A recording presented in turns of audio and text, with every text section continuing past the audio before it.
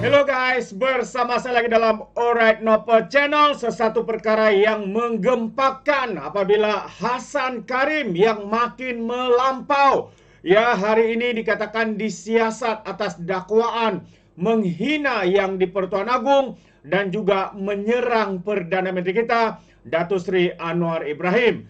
Jadi kalau di dalam Pakatan Harapan ya ada Hasan Karim yang sentiasa meroyan, ya menyerang kerajaan, menyerang menteri-menteri. Ya, hari ini dikatakan menghina yang di Pertuan Agong. Begitu juga di dalam UMNO ada seorang yang sama perangainya seperti Hasan Karim ini, yaitu seperti Akmal Saleh. Yang terkini Akmal Saleh sekali lagi menyerang pemimpin DAP. Tidak henti-henti DAP menjadi sasaran kepada Akmal Saleh ini.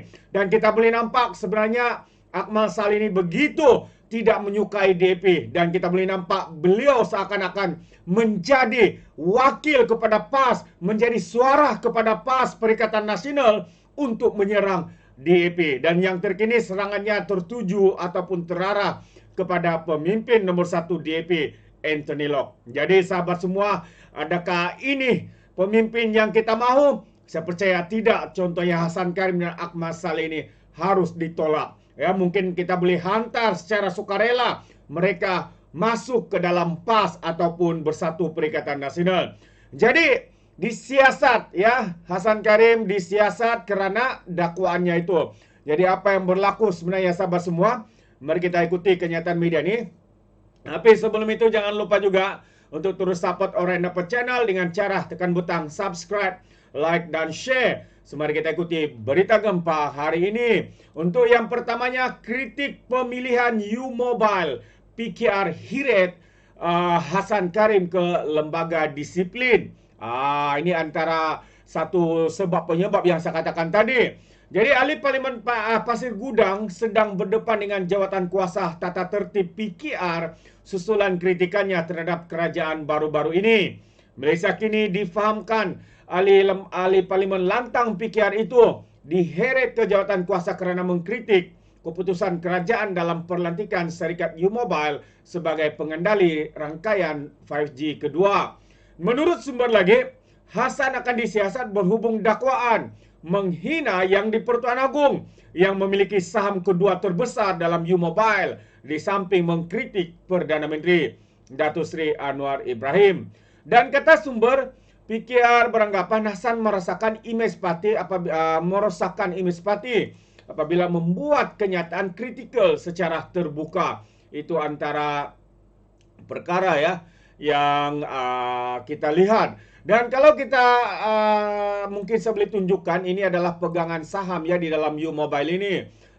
Dan kalau kita lihat antara pegangan saham yang kedua terbesar di sini adalah dulu Yang Maha Mulia yang di Pertuan Agong Sultan Ibrahim sebanyak 22.31%. Ya, selepas Astrid Mobile Investment P Limited yang kedua. Jadi kenapa perkara ini dijadikan isu oleh Hasan Karim? Tapi okey sikitlah walaupun dia mengkritik perkara ini, tapi tidaklah seperti Akmal Saleh yang sentiasa menunggang isu bangsa dan agama. Ya, apa-apa yang dia katakan seperti serangan terkini yang dia buat kepada Anthony Locke, katanya dia perjuangkan bangsa dan agama. Apa kaitan dengan perkara itu dengan apa yang dinyatakan oleh Anthony Locke? Anthony Locke sebenarnya mengatakan apabila ditanya perlukah dia memberi respon ya kepada serangan daripada Akmal Saleh. Anthony kata dia bukan level dia lah ya, sebab level dia ini level penunggang seperti PAS, level mencari populariti dalam memainkan isu bangsa dan agama. Jadi Anthony Locke tidak mahu memberikan komen, tapi kerana marah dengan komen seperti itu, hari ini Akmal Saleh pula menyerang Anthony Locke. Jadi bagi saya individu seperti ini tidak boleh diberikan ruang ya di politik Sabah ini, sebab kita seakan-akan modus operandinya itu sama seperti PAS, menggunakan isu bangsa dan agama untuk tujuan politik semata-mata. Alright, kita kembali. Ketika dihubungi, Hasan mengesahkan perkara itu tetapi enggan mengulas lanjut. Memang benar katanya dalam satu message tag ringkas, lebih baik mendapatkan butiran daripada lembaga disiplin. Siasatan akan bermula tidak lama lagi. Sekarang di pejabat PKR di PJ, kata Hasan ketika ditanya butiran lanjut. Setiausaha Agung PKR Fauzia Saleh ketika dihubungi berkata tindakan tata tertib itu diadakan berikutan aduan yang diterima parti terhadap Hasan daripada beberapa anggota Majlis Pimpinan Pusat. Jadi terdapat dua aduan yang dibuat oleh MPP Majlis Pimpinan Pusat berhubung Hasan Karim dan kenyataan terbukanya. Oleh itu saya telah ajukan aduan kepada lembaga disiplin supaya perkara itu dapat disiasat dan rungutannya boleh dibincang dalam mekanisme dalaman parti, katanya kepada Malaysia Kini. Bagaimanapun Fauzia berkata dia tidak mengetahui sama ada lembaga itu telah memanggil Hasan atau tidak kerana ia berfungsi secara bebas. Awal bulan ini Hasan menulis satu kenyataan di media sosial yang juga disiarkan oleh Malaysia Kini dengan judul rangkaian kedua 5G dan munculnya lagi kapitalis kroni mendakwah pentadbiran kerajaan hari ini juga mulai terjebak dengan kesilapan membina kapitalis kroni. Kapitalis kroni di zaman Perdana Menteri Datuk Seri Anwar Ibrahim agak luar biasa. Golongan ini tidak ramai tapi amat menonjol, katanya. Golongan ini agak kebal dan tidak mudah disentuh kerana dilindungi oleh memokan undang-undang yang bernama 3R, katanya. Jadi itu antara kenyataan daripada Hasan Karim yang menyebabkan beliau diheret ke lembaga disiplin Parti Keadilan Rakyat. Jadi pada pandangan saya eloklah individu seperti Hasan Karim ini digantung keahliannya digantung keahliannya sementara beliau disiasat dengan kenyataan yang kita boleh anggap sebagai satu kenyataan yang biadab, tidak bertanggung jawab dan meroyan. Mungkin macam yang saya katakan sebelum ini bahwa Hasan Karim ini sepertinya kekurangan kasih sayang. Jadi dia mau melakukan perkara ini untuk mendapat perhatian. Itu mungkin yang dia cuba lakukan. Jadi apa pandangan Anda sahabat semua? Adakah Anda setuju Hasan Karim ini dikenakan tindakan disiplin dan seterusnya tidak dicalonkan sebagai calon pada pilihan raya umum yang akan datang tahun depan? Tahun depan bukanlah, 2 tahun lebih lagi, 3 tahun. Jadi kita tolak Hasan Karim ini, jangan biarkan dia terus menghancurkan imej Parti Keadilan Rakyat ini. Itu pandangan saya. Bagaimana dengan Anda, sahabat-sahabat semua? Anda boleh berikan komen di dalam ruangan komen.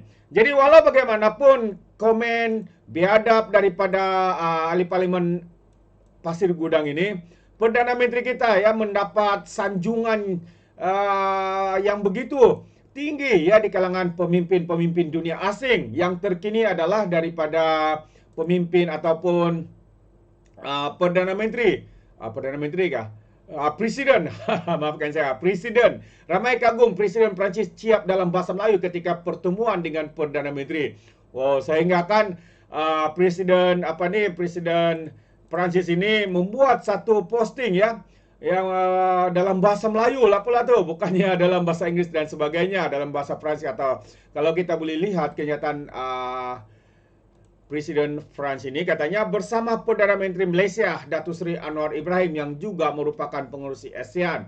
Pertemuan pertama ini akan membolehkan kami mempererat hubungan antara negara kami khususnya dalam bidang peralihan tenaga. Salah satu keutamaan bersama itu antara posting yang dibuat oleh Presiden Perancis ini yang begitu teruja bertemu dengan Perdana Menteri kita. Jadi rakyat Malaysia membanjiri akaun X Emmanuel Macron selepas Presiden Perancis itu memuat naik sekeping foto bersama Perdana Menteri kita Datuk Seri Anwar Ibrahim yang diiringi caption dalam bahasa Melayu. Hebat dia guna bahasa Melayu.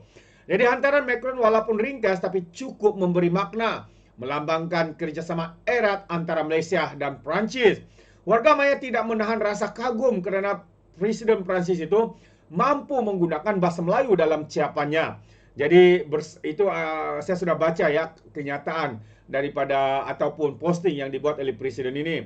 Jadi turut dimuatkan adalah gambar beliau bersalaman dengan Datuk Seri Anwar Ibrahim semasa pertemuan dua hala mereka di sidang kemuncak G20 yang baru berakhir di Rio de Janeiro, Brazil.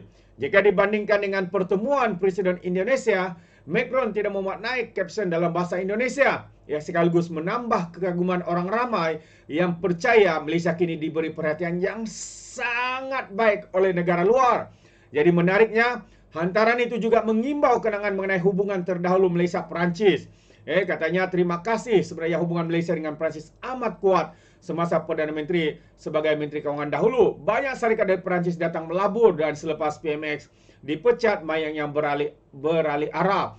We do hope the relation between country will be the further level, kata seorang warga maya. Seorang lagi pengguna ataupun warga maya memberi komen, kata meluahkan rasa bangga dengan tindakan Macron menggunakan bahasa Melayu. Bangga aku, orang luar pun guna bahasa Melayu, katanya. Malah mereka turut mengalung-alungkan kedatangan Presiden Perancis itu untuk melawat Malaysia. Ada yang berkata jemput datang ke Malaysia. Kali terakhir Presiden Perancis datang ke Malaysia adalah pada tahun 2017, yaitu Presiden Francois Hollande, komen seorang lagi warga maya. Jadi dalam pertemuan di luar sidang kemuncak G20 itu, Macron dan Anwar menegaskan komitmen untuk terus memperkukuhkan hubungan serta kerjasama antara kedua-dua negara. Jadi itu antara rasa terujanya presiden presiden daripada Prancis ya ketika bersua muka bertemu dengan Datuk Seri Anwar Ibrahim. Malangnya sahabat semua, walaupun pemimpin-pemimpin dunia semakin mengkagumi, semakin menghormati Perdana Menteri kita hari ini, tapi yang lebih malangnya adalah pemimpin di dalam negara kita, seperti Hasan Karim, ya ada seperti Akmal Saleh, seperti banyak lagi lah, khususnya pembangkang, lebay-lebay yang mungkin mereka menyerang dan menfitnah Perdana Menteri kita dan memusingkan segala kenyataan Perdana Menteri kita, mungkin karena mereka semakin rasa tergugat. Mungkin mereka akan berpikir, waduh kalau begini hilanglah peluang kita untuk menjadi kerajaan. Anwar semakin disenangi, Anwar semakin dihormati, Anwar semakin dikagumi oleh pemimpin-pemimpin dari dunia, ya, dunia Islam, negara-negara Islam maupun negara-negara Eropa. Mungkin itu yang mereka takutkan, sehingga apa yang mereka lakukan hari ini, mereka melipat gandakan segala fitnah, segala berita palsu untuk menjatuhkan imej Perdana Menteri kita. Tapi malangnya sekali lagi sahabat semua, apa yang mereka lakukan ini ya memberi kesan kepada negara kita. Jadi jika itu yang mereka lakukan, saya boleh anggap mereka ini sebagai pengkhianat dan juga penderhaka negara. Mereka sanggup menjatuhkan imej negara kita demi untuk tujuan politik semata-mata. Itu pandangan saya. Dan sekali lagi, individu-individu seperti ini saya boleh anggap sebagai politikus sampah masyarakat. Bagaimana dengan Anda sahabat semua? Adakah Anda setuju dengan pandangan saya ini? Anda boleh berikan komen di dalam ruangan komen. Jadi terima kasih. Izinkan saya untuk mengundurkan diri dan seperti biasa peribahasa mengatakan, tak apa kangkap dua ton keinginan. Dalam bahasa Melayunya, tepuk dadah, tanya selera. Sekian je daripada Alright Napa Channel. Kita berjumpa lagi dalam info dan update yang seterusnya. Sekian. Bye-bye.